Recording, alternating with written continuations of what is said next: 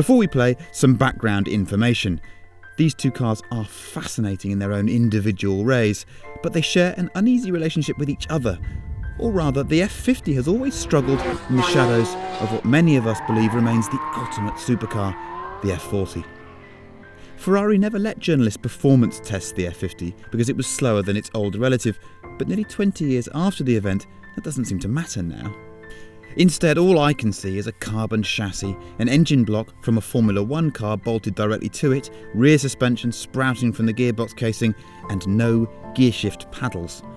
The 4.7 litre V12 sends 520 horsepower to the rear wheels through a 6-speed manual transmission. Torque is 347 foot-pounds at 6,000 RPM, and this is where it struggles against the F40, which has a massive 426 foot-pounds.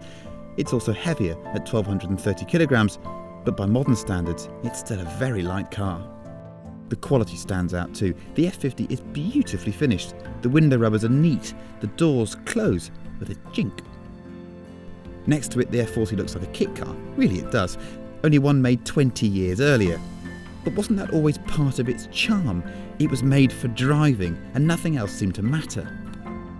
Its 478 horsepower is a little down on the F50's claimed output, but most experts now agree that the car's always had over 500 horsepower from launch. The fit and finish are astonishingly bad though.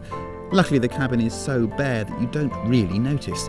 But what you do understand is that everything that matters, the seat, the steering wheel, the clock faces, the pedals, are all judged to perfection.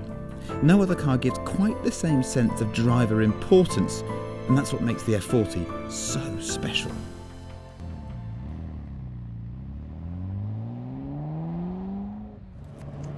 Now, I've driven an F40 before, but I've not had the chance to absolutely spank one on a circuit. This is bucket list stuff. What's it going to be like? The F50 is a surprisingly gorgeous car, but it's very accurate, it's very competent. It feels like a little racing car. It doesn't want to be agitated. It wants you to treat it with respect and drive it smoothly. What's this thing going to be like? I'm led to believe they're quite unruly, these things.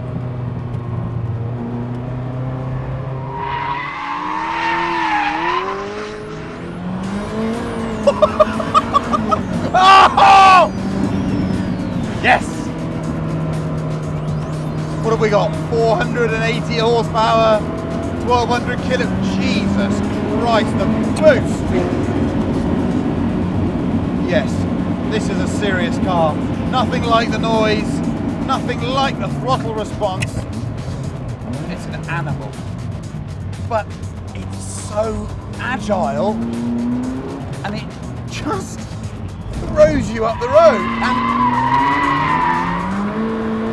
you shouldn't be able to do that in an F40, should you? You just think about your angle and choose it. Look at that! Oh! Gear shift, lovely. Not as mechanical as the F50s, but the performance, the torque, oh, it's an animal. It's just got so much performance. You can see why they didn't want people figuring F50s, because this is quicker. The old car is quicker.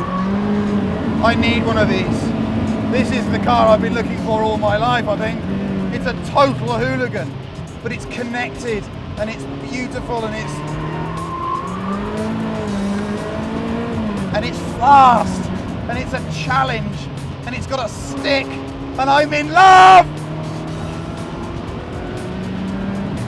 What a car. What did they think when they made this? They must have looked around and gone, we might as well give up. Oh. This is the one. This is the one. This is the one.